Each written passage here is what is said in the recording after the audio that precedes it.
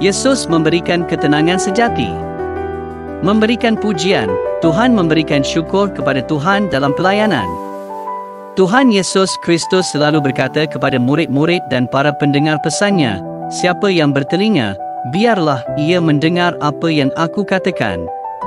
Pernyataan yang sama berlaku bagi 7 gereja dalam kitab Wahyu.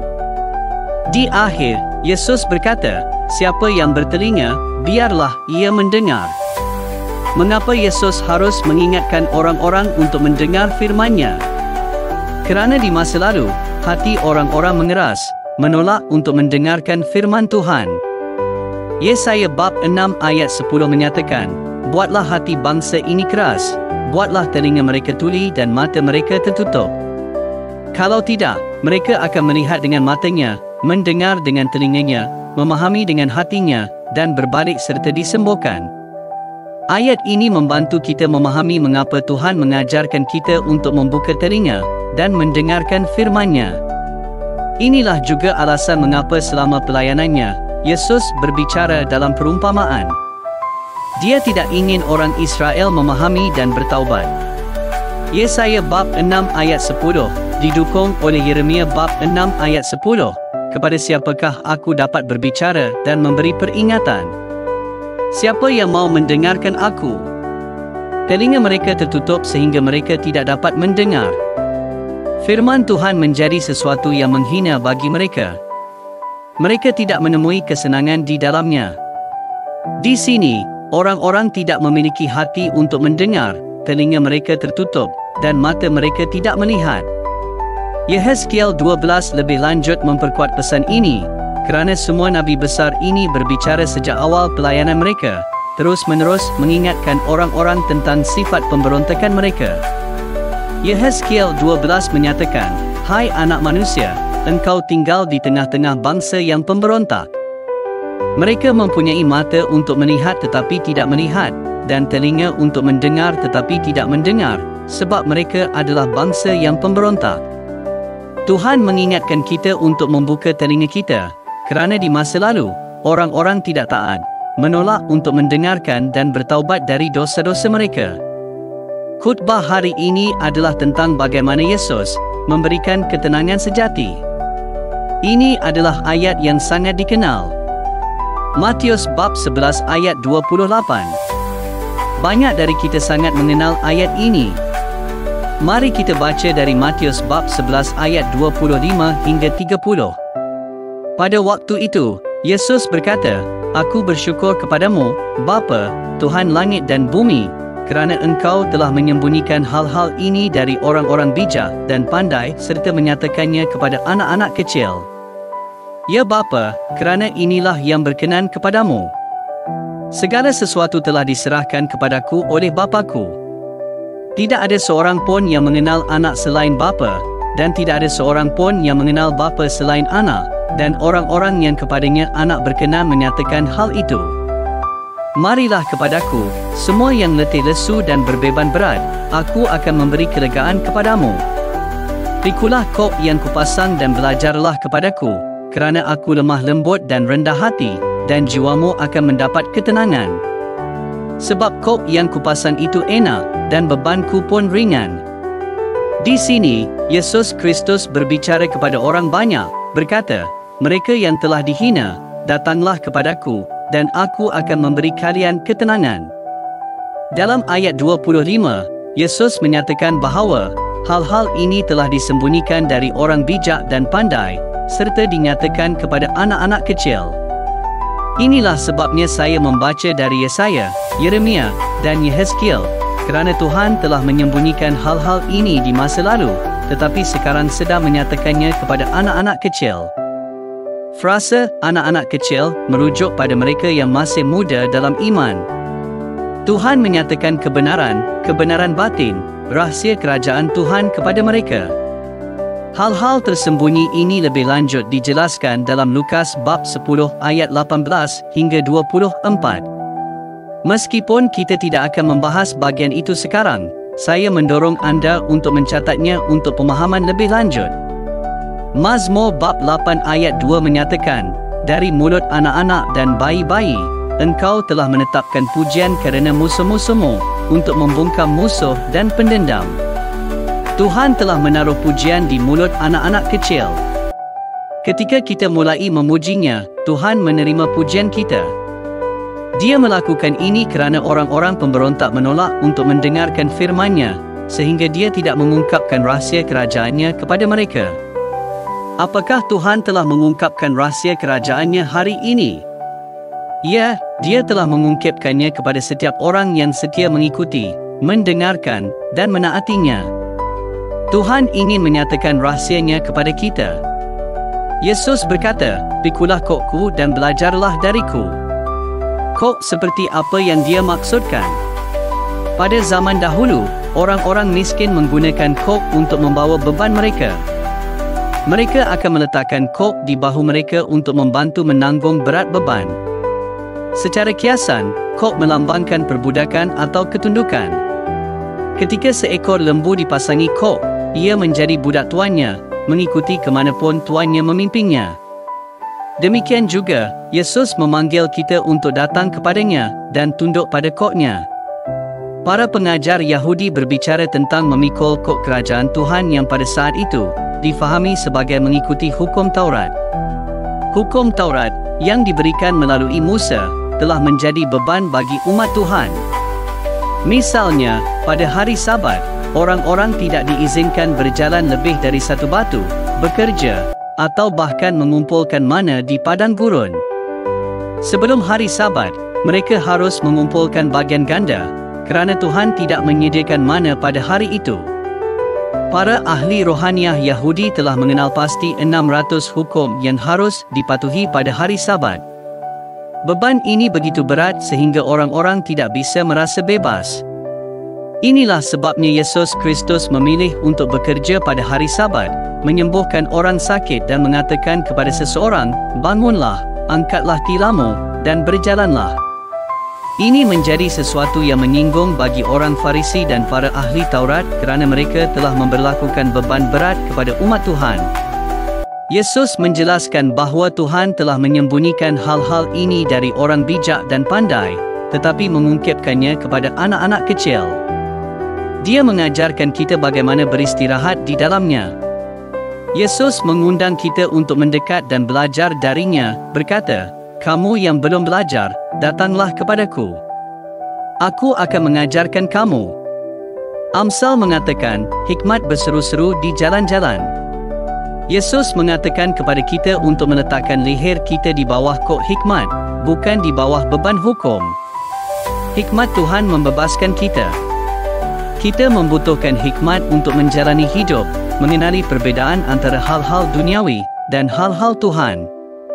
Yesus memanggil kita untuk tunduk kepada kok hikmat. Apakah kita memiliki hikmat?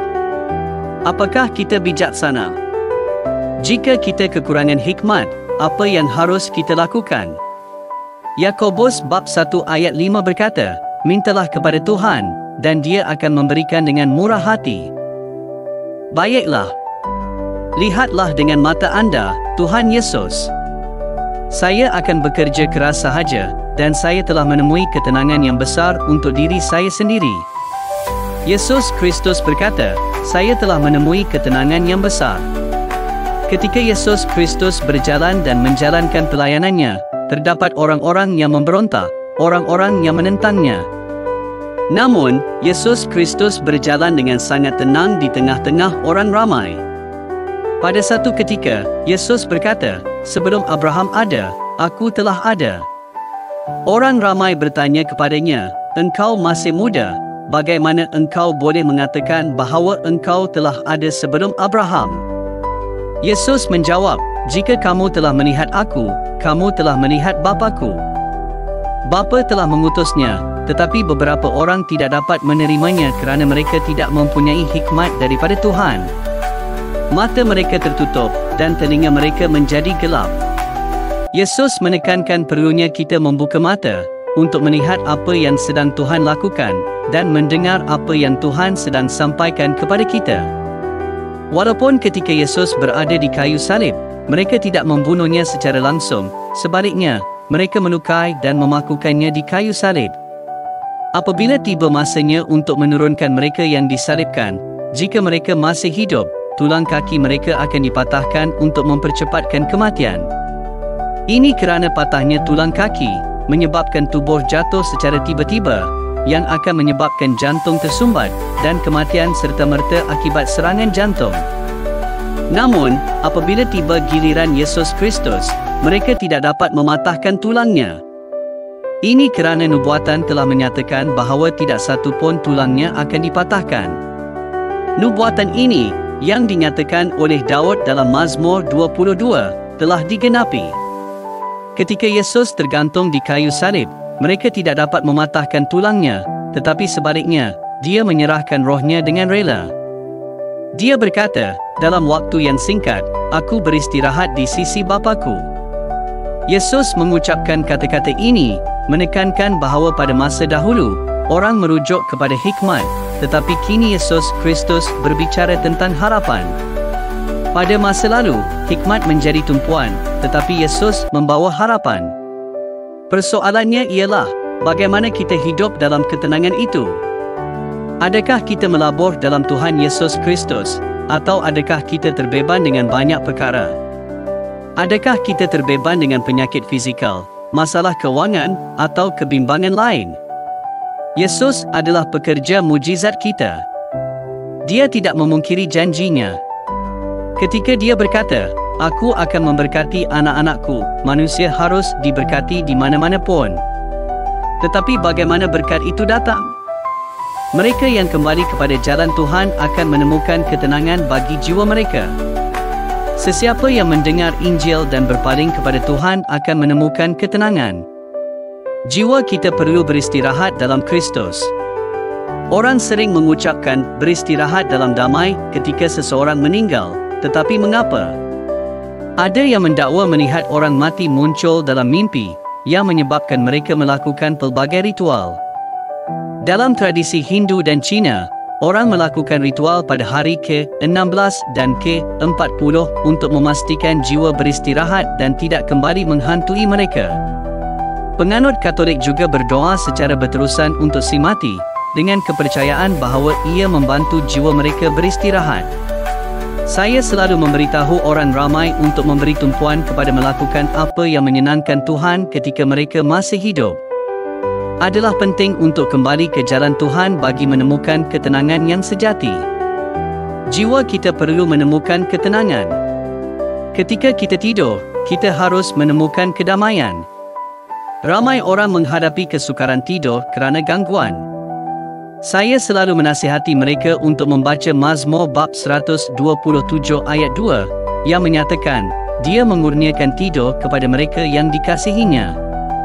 Jika kita merasa terganggu, bukan kerana Tuhan tidak mengasihi kita, tetapi kerana kita tidak berada dalam penyelarasan dengannya. Kasih Tuhan tetap sama walaupun dengan tindakan kita, tetapi kita perlu tetap berada dalam kasih-Nya untuk mengalami ketenangannya. Yeremia bab 6 ayat 16 menyatakan, inilah firman Tuhan. Berdirilah di persimpangan jalan dan lihatlah, tanyakanlah tentang jalan-jalan yang lama, tanyakanlah di mana jalan yang baik, dan berjalanlah di dalamnya, maka kamu akan menemukan ketenangan bagi jiwamu. Tetapi kamu berkata, kami tidak mahu berjalan di dalamnya. Pada zaman Yeremia, orang sangat jahat. Tuhan mengarahkan mereka untuk bertanya tentang jalan lama, untuk berjalan di jalan yang benar, dan menemukan ketenangan bagi jiwa mereka. Namun, mereka menolak dan memilih jalan mereka sendiri, daripada jalan yang telah dipilih oleh Kristus untuk mereka. Jika kita tidak berjalan di jalan Kristus Yesus, kita tidak akan dapat menemukan ketenangan sejati, atau mengalami ketenangan yang Yesus bicarakan. Kok daripada orang Farisi sangat membebankan. Orang Farisi meletakkan beban berat ke atas rakyat, menekankan kebenaran diri sendiri dan legalisme. Mereka mengenakan undang-undang yang ketat, tetapi tidak mengangkat satu jari pun untuk membantu mereka yang terbeban. Yesus melihat ini dan berkata, datanglah kepadaku, dan aku akan memberikan kamu ketenangan. Orang Farisi menempatkan beban legalistik ke atas orang ramai dan menjadikan kehidupan mereka sukar. Sarjana Alkitab telah menyatakan bahawa orang Farisi telah menetapkan 600 peraturan mengenai apa yang dikira sebagai pekerjaan. Peraturan yang berlebihan ini menjadi beban berat. Yesus memanggil orang ramai untuk meletakkan leher mereka di bawah hikmat Tuhan, bukan di bawah kok kebenaran diri sendiri dan legalisme. Dia menggesa mereka untuk membuka mata mereka untuk melihat di mana Tuhan sedang bekerja, mendengar apa yang Tuhan sedang katakan, dan memperoleh hikmat ilahi. Yesus berkata, "Kokku mudah dan bebanku ringan." Mengapa dia berkata demikian? Ketika Yesus Kristus memulakan pelayanannya pada usia 30 tahun, dia dibaptiskan di Sungai Yordan oleh Yohanes Pembaptis. Bahkan Yohanes Pembaptis berkata, "Aku tidak layak untuk membuka tali kasutnya, yang datang selepas aku lebih besar daripadaku." Dalam Matius 11, Yohanes Pembaptis dipenjarakan kerana berbicara menentang raja yang telah mengambil isteri saudaranya secara tidak sah. Raja ingin membunuh Yohanes tetapi tidak dapat menemukan cara. Akhirnya, melalui tipu muslihat isterinya, Yohanes dipancung. Ketika di dalam penjara, Yohanes mengutus utusan untuk bertanya kepada Yesus, "Adakah engkau yang kami nantikan, atau haruskah kami menantikan orang lain?" Padahal, Yohanes sebelum ini pernah mengisytiharkan, "Lihatlah, anak domba Tuhan yang menghapus dosa dunia." Namun, dalam penderitaannya, dia mempunyai keraguan. Yesus berbicara dengan tinggi mengenai Yohanes, mengatakan bahawa dia adalah Elia yang akan datang. Yesus tidak berubah, walaupun Yohanes mempersoalkannya. Kebenaran tetap bahawa Yesus adalah Mesias. Dia memanggil orang ramai untuk menemukan ketenangan dalamnya, dan meletakkan beban mereka kepadanya. Beban yang diletakkan oleh orang Farisi harus disingkirkan. Jadi beginilah bagaimana orang-orang Farisi bertindak. Yesus Kristus memulakan pelayanannya dalam Matius 4. Dia datang, kemudian dia dibaptiskan, dan kemudian langit terbuka, dan terdengar suara, "Inilah anakku yang kukasihi." Selepas itu, dia dipenuhi dengan Roh Kudus, dan dia dibawa ke padang gurun selama 40 hari dan 40 malam. Di sana, dia dicubai oleh iblis. Selepas itu, dia mula mengajar dalam Matius 5. Ramai di antara kita mengenali sabda bahagia. Berbahagialah orang yang miskin dalam roh, kerana merekalah yang memiliki kerajaan syurga. Berbahagialah orang yang berduka cita, kerana mereka akan dihiburkan. Berbahagialah orang yang lemah lembut, kerana mereka akan mewarisi bumi. Berbahagialah orang yang lapar dan dahaga akan kebenaran, kerana mereka akan dipuaskan. Berbahagialah orang yang murah hati, kerana mereka akan dikasihani. Berbahagialah orang yang suci hatinya, kerana mereka akan melihat Tuhan.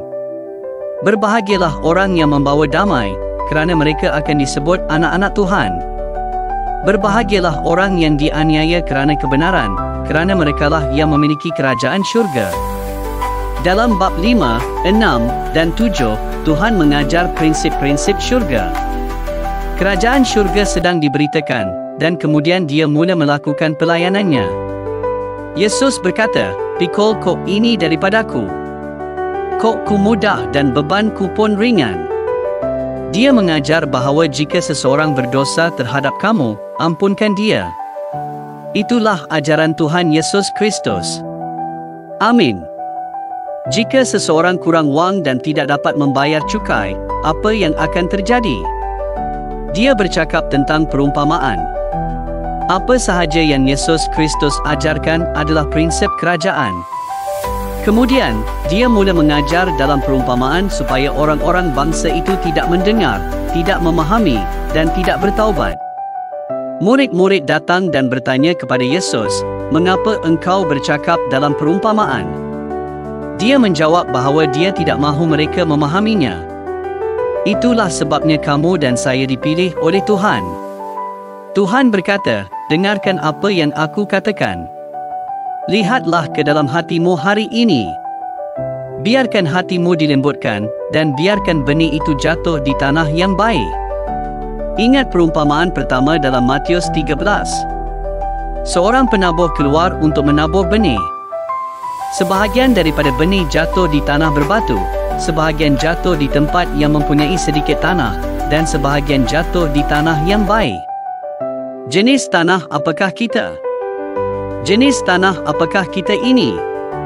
Tanah yang baik menghasilkan 30, 60, dan 100 kali ganda. Kita seharusnya menghasilkan buah yang baik, jadi kita perlu berlipat kali ganda. Untuk datang dan beristirahat dalam pelukan Tuhan, pengampunan sangat penting. Jika seseorang berdosa terhadap kamu dan kamu tidak dapat memaafkannya, kamu menyimpan kemarahan. Kemarahan itu kemudian menjadi kepahitan, dan kepahitan yang disimpan dalam hatimu menjadi penyakit, seperti kanser. Yesus berkata, "Ampunkan mereka." Para murid bertanya, "Berapa kali saya perlu mengampuni?" Berapa kali? 70 kali 7, iaitu 490 kali. Orang sering bertanya, "Saya hanya seorang manusia. Bagaimana saya boleh terus mengampuni orang itu?" Ini adalah soalan yang selalu ditanyakan. Saya hanya seorang manusia. Apabila Roh Kudus datang ke atas kita, kita dikuatkan oleh Roh Kudus. Kamu tidak melakukannya sendiri. Jika kamu tidak dapat memaafkan seseorang, itu bermakna kamu mengambil perkara itu ke dalam tangan kamu sendiri dan bukannya membiarkan Tuhan menanganinya. Amin. Itulah sebabnya dia berkata, "Kokku mudah. Ampunkan mereka, dan dia akan menangani mereka." Pergi ke Roma 12. Ia mengatakan, "Pembalasan adalah hakku. Kamu tidak perlu membalas dendam, aku yang akan melakukannya." Tidak kira berapa kali kamu perlu mengampuni, ampunkan mereka. Persoalannya ialah, adakah lebih mudah untuk mengampuni atau untuk berperang? Apa jawapan kamu? Mengampuni atau berperang? Kebanyakan orang memilih untuk berperang. Tetapi Yesus berkata, "Ampunkan mereka." Sebaik sahaja saya datang di bawah kuasa Tuhan dan mengampuni orang itu, saya berkata, "Tuhan, Engkau telah berkata untuk mengampuni, jadi saya mengampuni orang itu kerana firman-Mu berkata demikian." Kemudian Tuhan akan menguruskannya. Kamu tidak perlu risau. Tuhan akan melakukan apa yang perlu dilakukannya.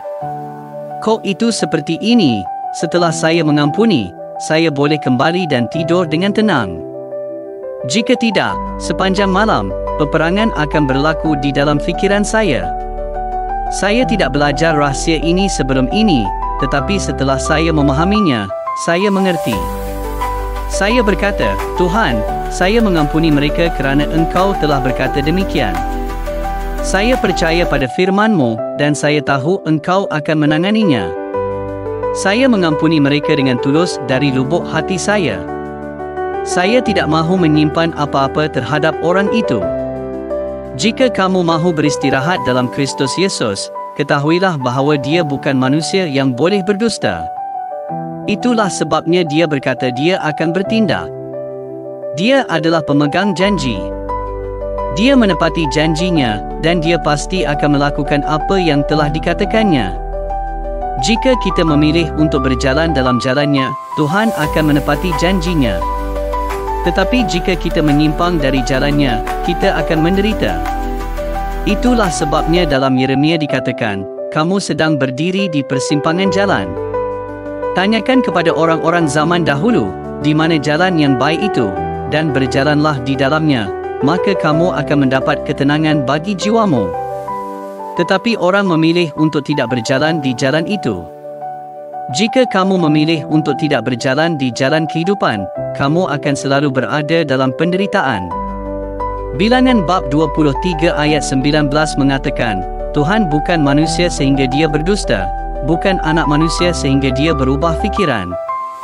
Apakah dia berfirman dan tidak bertindak? Apakah dia berjanji dan tidak menepatinya? Apa sahaja yang telah dia janjikan, dia akan penuhi." Kita membuat perjanjian dengan Tuhan, berkata, "Engkau adalah Tuhan saya, tidak ada yang lain selain Engkau, dan saya memilih untuk berjalan denganmu. Izinkan saya berkongsi rahsia, apa sahaja yang kamu lalui, kadang-kadang kamu mengalami penyakit fizikal. Kadang-kadang ada kesakitan tanpa mengetahui apa yang perlu dilakukan. Apabila kita menyerahkan tubuh kita kepada Tuhan, Dia memberi kita hikmat. Jika kita mengalami kesulitan kewangan, seperti yang dikatakan oleh Rasul Paulus, saya telah belajar untuk mencukupi dalam apa jua keadaan saya berada, kita mesti belajar untuk hidup dalam batas kemampuan kita. Apabila kita mempercayai Tuhan, Dia akan menyediakan pada masa yang tepat. Apa sahaja kesulitan lain yang kita hadapi, kita mesti memikul kok Yesus Kristus. Marilah kita berdoa. Bapa yang dikasihi, kami ingin mengucapkan terima kasih kepadamu, Tuhan, kerana mengajar kami untuk datang di bawah kok Tuhan Yesus Kristus.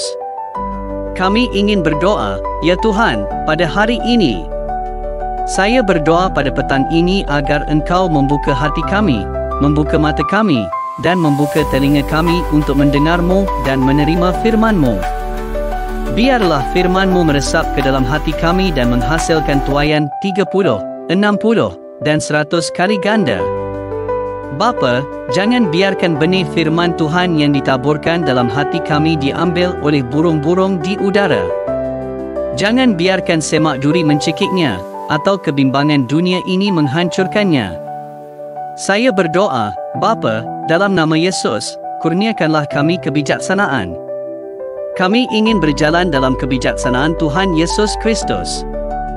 Layani kami, ya Tuhan. Saya berdoa untuk setiap seorang daripada kami di sini. Biarlah jiwa kami mendapat ketenangan dalam-Mu kerana Engkau telah memberikan kami ketenangan.